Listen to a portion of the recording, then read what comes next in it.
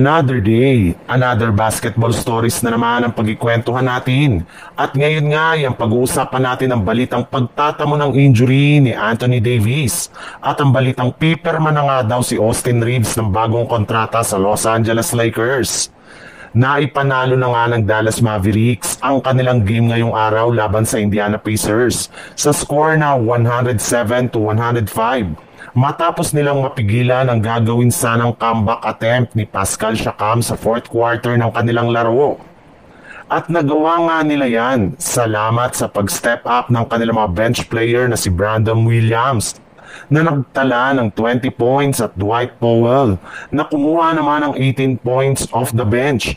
Gumawa rin naman nga dito kahit papano si Copper Flag na nakagawa ng double na 15 points at 10 rebounds. Pero sa kabila nga ng pagkapanalo ng Dallas Mavericks ay meron rin naman ngang hindi magandang nangyari dito sa kanilang superstar big man na si Anthony Davis. Matapos itong umalis ng maaga sa kanilang game dahil sa pagtatamo nito ng injury sa kanilang lower leg. Siya na nga mismo ang lumabas ng court habang hinahawakan nito ang ibang bahagi ng kanyang binti kaya hinihinala na nga na meron itong tinatamong injury na Achilles injury. Pero bago pa man nga magsimula ang game ay nagkaroon na nga ito ng bilateral Achilles tendinopathy at mukhang lumala pa nga ito matapos niyang pwersaing maglaro sa kanilang laban sa Indiana Pacers. Sa ibang balita naman, ayon nga sa inilabas na balita, mukhang matagal-tagal pa nga na mawawala sina LeBron James at Luka Doncic sa Los Angeles Lakers. Bunsod ng tinatamo nila ngayong injury sa kanilang pangangatawan.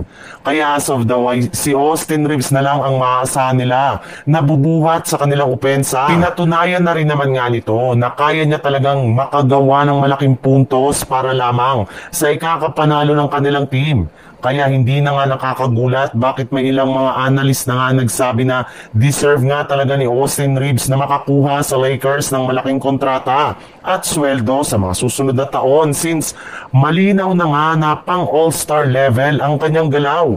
Para nga sa inyong kaalaman, meron na lang naman ngang natitirang player option si Reeves next year sa Lakers na balak niyang tanggihan since gusto nga nito na makakuha sa team ng mas malaking kontrata na aabot sa $45 million which is willing na rin naman ngang ibigay sa kanya ni Rob Pelinka sa darating na off-season.